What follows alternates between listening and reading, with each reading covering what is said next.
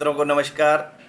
मैं पंडित सुशील सेमवाल आपके सामने योगों की श्रृंखला में दरिद्र योग के बारे में आपको आज बताऊंगा।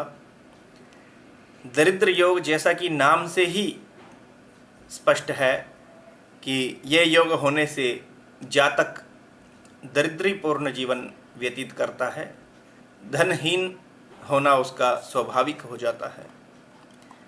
प्यारे दर्शकों, दरिद्रता मृत्यु से भी भयंकर स्थिति को कहते हैं, क्योंकि मृत्यु से तो सांसारिक कष्टों और क्लेशों की समाप्ति हो जाती है।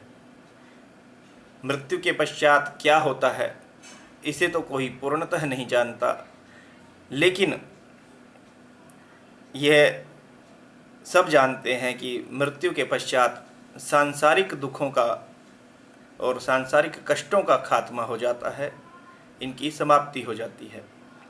अतः कई लोग दरिद्रता की अपेक्षा मृत्यु को पसंद करते हैं, क्योंकि दरिद्र व्यक्ति भाग्यहीन जीवन व्यतीत करता है और वह गंदे स्थानों में और अस्वास्थ्यकर स्थानों में रहने के लिए मजबूर होता है। वह बच्चों के लिए शिक्षा, स्वास्थ्य और रहन सहन के लिए अच्छा साधन नहीं जुटा पाता। दरिद्र व्यक्ति को हर तरफ अपेक्षा का सामना करना पड़ता है और संपन्न व्यक्तियों के घर में वह एक अवांछित अतिथि की तरह हो जाता है। अपने किसी भी कार्य को करने के लिए धन ना होने के कारण उसे मुश्किलों का सामना करना पड़ता है। और सबसे बड़ी बात यह है कि जो दरिद्रता है वह किसी भी प्रकार के अपराधों को भी जन्म देती है, क्योंकि भूख की अभेद्यता के कारण दरिद्र व्यक्ति असम्मानजनक कार्य करने के लिए भी मजबूर हो जाता है। दार्शनिक कुछ भी कहें, फिलोसोफर्स कुछ भी कह सकते हैं, लेकिन दरिद्रता का जो कसक है, दरिद्रता की जो व्यथा है, उसको शब्दों में बयान नहीं किया जा सकता। तो आज हम दरिद्र योग के बारे में आपको यहाँ पर बताएंगे। बृहत पाराशर होरा शास्त्र में कुछ दरिद्र योगों के बारे में जो है पाराशर जी ने हमें बताया है।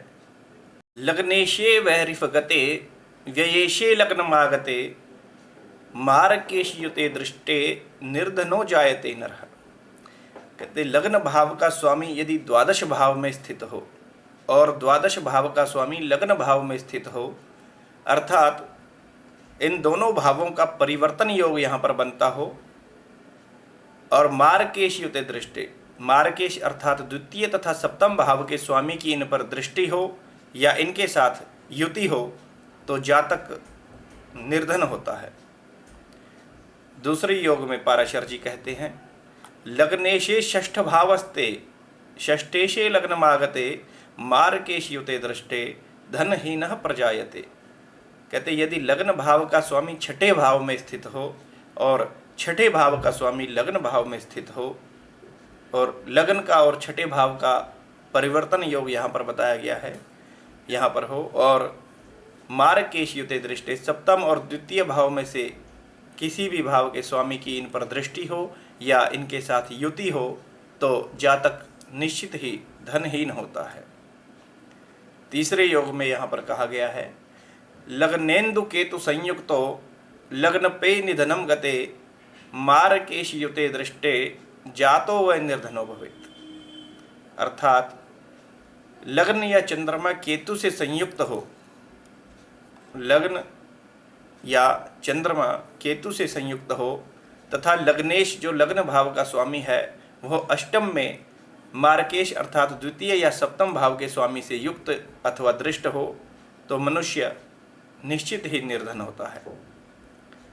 षष्ठाष्टम वयगते लग्न पे पाप संयुते धनेशे रिपुभे नीचे राजवंशियोपि निर्धनः।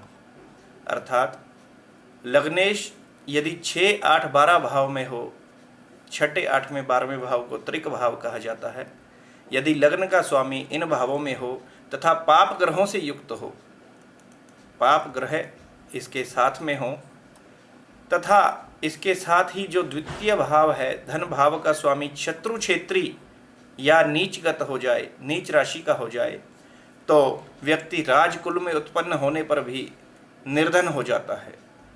ये दरिद्र योग के लक्षण होते हैं। त्रिकेशेन समायुक्ते पाप दृष्टे विलग्नपे शनि युक्ते थवा सौम्य रदृष्टे निर्धनो नरः। यदि लग्न भाव के स्वामी 6, 8, 12 भावों के स्वामी के साथ में हो, इनसे युक्त हो, तथा जो लग्न भाव का स्वामी है उस पर पाप ग्रहों की दृष्टि हो, पाप दृष्ट होने के साथ हो, या फिर लग्न भाव का स्वामी शनि से युक्त होकर अशुभ दृष्टि से युक्त हो, अशुभ ग्रहों की उस पर दृष्टि हो, शुभ ग्रहों की दृष्टि उस पर ना हो, तो दरिद्र योग होता है। मंत्रेशो धर्मनाशश्च कर्मात् षष्ठ व्यस्थितो दृष्टो चेन मारकेशेन निर्धनो जायते नरः। कहते यदि पंचम भाव का स्वामी छठे भाव में तथा नवम भाव भाग्य स्थान का स्वामी द्वादश भाव में दोनों मार्केश से दृष्ट हों, पंचम भाव का स्वामी छठे भाव में तथा भाग्य स्थान का स्वामी द्वादश भाव में स्थित हो और इन पर मार्केश की द्वितीय या सप्तम भाव के स्वामी की दृष्टि हो, तो मनुष्य निश्चित ही दरिद्री होता है। पाप ग्रहे लग्न गते राज्य धर्माधिपो बिना मारकेश युते दृष्टे जातः स्यान् निर्धनो द्विज। अर्थात लग्न में यदि पाप ग्रह हों, यदि वो पाप ग्रह 9वें और 10वें भाव का स्वामी है तो इनको यहाँ पर छोड़ा जाता है। 9वें 10वें भाव के स्वामी को छोड़कर यदि लग्न में कोई भी पाप ग्रह हो और मार्केश की द्वितीय या सप्तम भाव के स्वामी की इन पर दृष्टि हो या इनके साथ युति हो, तो जातक दरिद्र योग में जानना चाहिए। त्रिकेशा यत्र भावस्था तद्भावेशास्त्रिक स्थिता पाप दृष्टियुता बालो दुखाक्रांतश्च निर्धनः। अर्थात 6, 8, 12 भावों के स्वामी की जो राशियां हैं, उन राशियों के स्वामी 6, 8, 12 भाव में ही बैठे हों। जो छठे, 8वें और 12वें भाव की राशियां हैं उनके स्वामी छठे, 8वें और 12वें भाव में ही बैठे हों और इन पर पाप ग्रहों की दृष्टि हो अथवा ये पाप ग्रहों से युक्त हों, तो मनुष्य निर्धन योग अर्थात दरिद्र योग में जीवन भर दुखी होता है। चंद्राक्रांत नवांशेशो मारकेश युतो यदि मारक स्थान गौ वापी जातोत्र निर्धनो नरः। अर्थात चंद्रमा का नवांशेष अर्थात चंद्रमा जिस नवांश राशि में है, नवांश कुंडली में चंद्रमा जिस राशि पे है, उस भाव का स्वामी यदि मार्केश से युक्त हो अर्थात दूसरे तथा 7वें भाव के स्वामी से युक्त हो या दूसरे या 7वें भाव में ही स्थित हो, तो निर्धन योग का निर्माण करता है। लग्नेश लग्न भागेशो रिफरंध्रारिगो यदि मारकेश युतो दृष्टो जातो सो निर्धनो भवेत। लग्नेश व लग्न नवांशेष दोनों ही यदि 6, 8, 12 भाव में मार्केश से युक्त हों या दृष्ट हों, तो इन योगों में मनुष्य निर्धन होता है। लग्नेश और नवांशेष अर्थात जो लग्नेश है, लग्न भाव का स्वामी है, और नवांश कुंडली में जो नवांश लग्न का जो स्वामी है, यदि दोनों ही छठे, 8वें, 12वें भाव में मार्केश अर्थात दूसरे या 7वें भाव के स्वामी से युक्त या दृष्ट हों, तो इन योगों में मनुष्य निर्धन होता है। इन्हें दरिद्री योग कहा जाता है।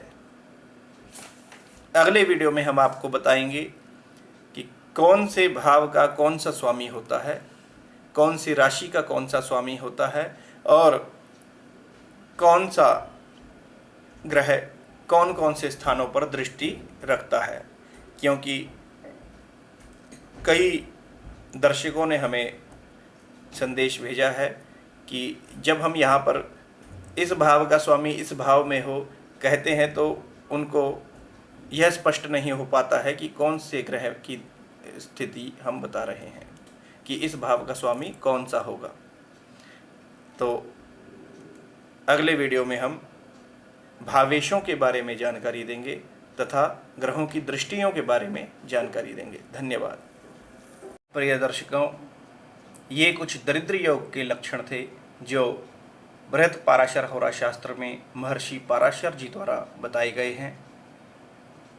आप भी इन योगों को स्वयं की कुंडली में अथवा अपने प्रियजनों की कुंडली में देख सकते हैं, तथा यदि आपके पास कोई विशिष्ट योग है तो आप हमसे शेयर कर सकते हैं, हमारे साथ डिस्कस कर सकते हैं।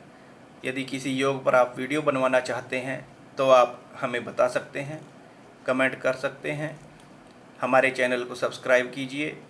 यदि वीडियो पसंद आए तो लाइक कीजिए, शेयर कीजिए और अगला वीडियो सबसे पहले देखने के लिए बेल आइकन को प्रेस कीजिए।